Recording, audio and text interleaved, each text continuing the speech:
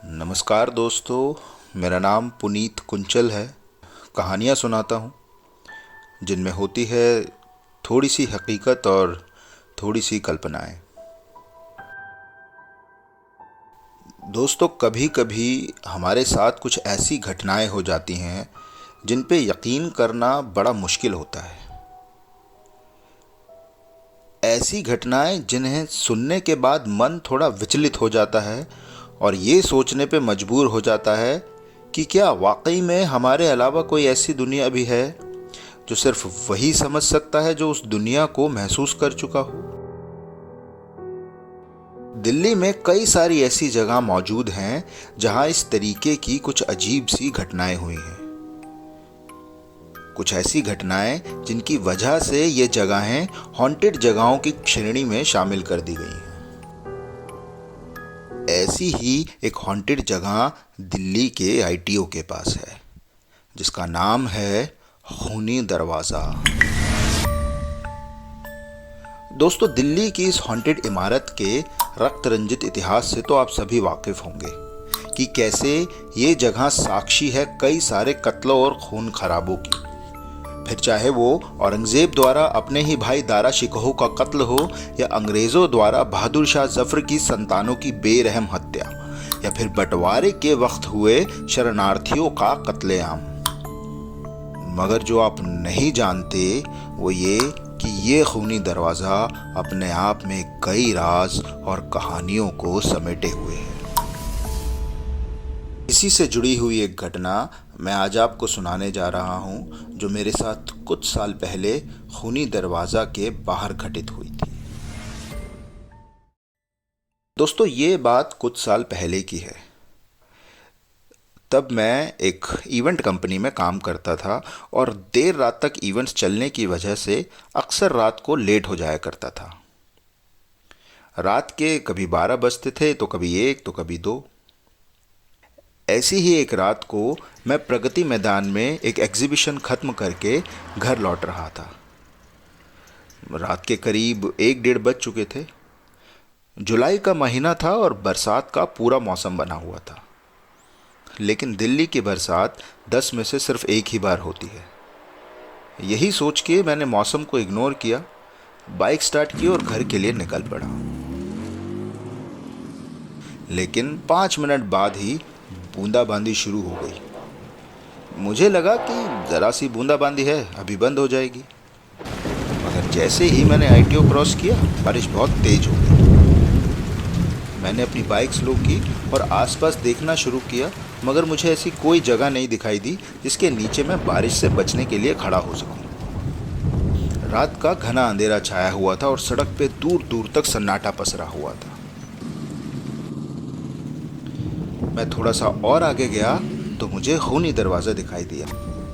मैंने फटाफट बाइक खूनी दरवाज़ा के आगे लगाई और उसके बाहर खड़े घने से पेड़ के नीचे खड़ा हो गया, जहां मैं भीग तो रहा था लेकिन बहुत ज़्यादा नहीं। हल्की हल्की बूंदें मेरे सर पे पड़ रही थी।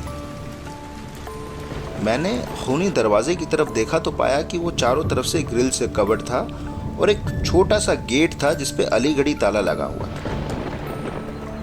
वैसे तो बारिश में मिट्टी की सौंधी सौंधी खुशबू आती है, मगर वहां न जाने कैसी अजीब सी शमशान जैसी गंध आ रही थी। पहले मैंने सोचा कि 5 मिनट वेट कर लेता हूँ, शायद बारिश रुक जाए। मगर जब 5-10 मिनट बाद भी बारिश नहीं रुकी तो मैंने फटाफट अपने बैग से रेनकोट निकाला और पहनना शुरू कर दिया। अब मैंने खूनी दरवाजे के बारे में सुन तो रखा था कि ये दिल्ली की कुछ हॉन्टेड जगहों में से एक है, मगर मैं ये नहीं जानता था कि जिस जगह खड़े होकर मैं रेनकोट पहन रहा हूँ ये वही हॉन्टेड इमारत है।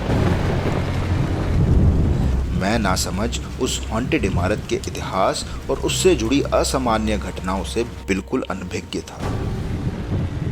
जैसे ही मैंने अपने बैग से रेनकोट निकाल के पहनना शुरू किया, मुझे कुछ आवाज़ें आने लगी।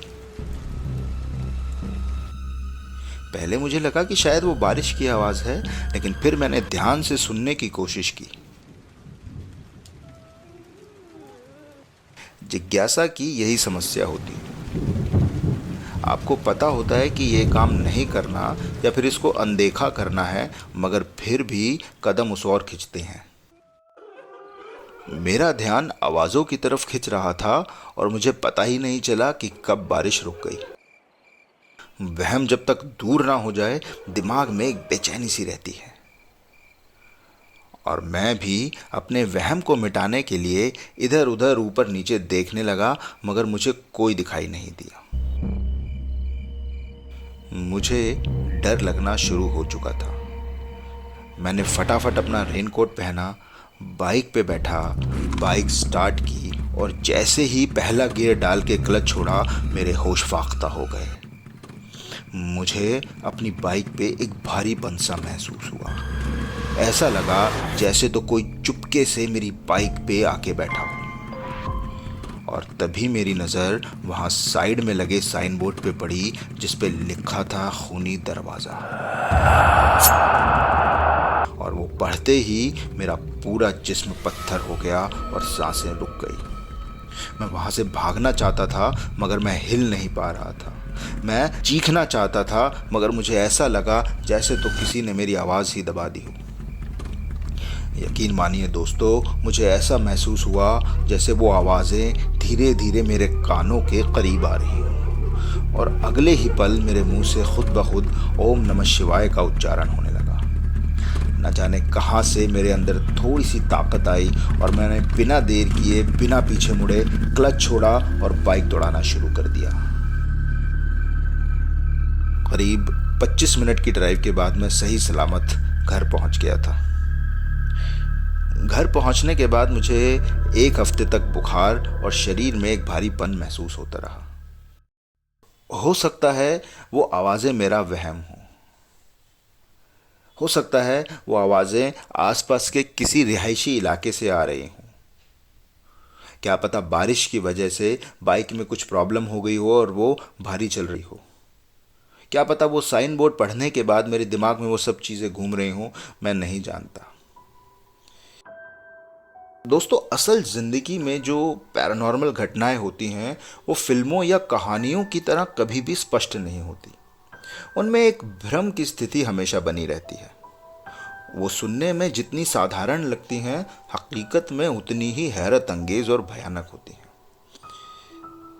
ऐसी घटनाएं जिन्हें मानना तब तक मुश्किल होता है जब तक कि वो खुद आपके साथ ना हो जाए। मैं उस घटना को कभी भुला नहीं सकता और जानता हूं कि यह घटना सारी उम्र मेरे जहन में रह के मुझे तंग करेगी। मगर एक ख्याल जो मुझे हमेशा डराता है, वो ये कि क्या होता अगर मैं पीछे मुड़ के देखता। दोस्तों, खूनी दरवाज़ा में जाने की मनाही है। जिन लोगों ने यहाँ की ऊपरी हवा को महसूस किया है, वो इसके आसपास से भी गुजरने की सलाह नहीं देते। कहते हैं कि यहाँ मारे गए लोगों की आत्माएं आज भी इस इलाके में रहती हैं। अगर आपने कभी किसी ऐसी घटना का अनुभव किया हो तो हमारे साथ ज़रूर शेयर कीजिएगा। हम कोशिश करेंगे कि उसको अपने चैनल के माध्यम से लोगों तक ज़रूर पहुंचा सकें। अंत तक बने रहने के लिए आप सभी का धन्यवाद। नमस्कार, जय हिंद, ओम नमः शिवाय।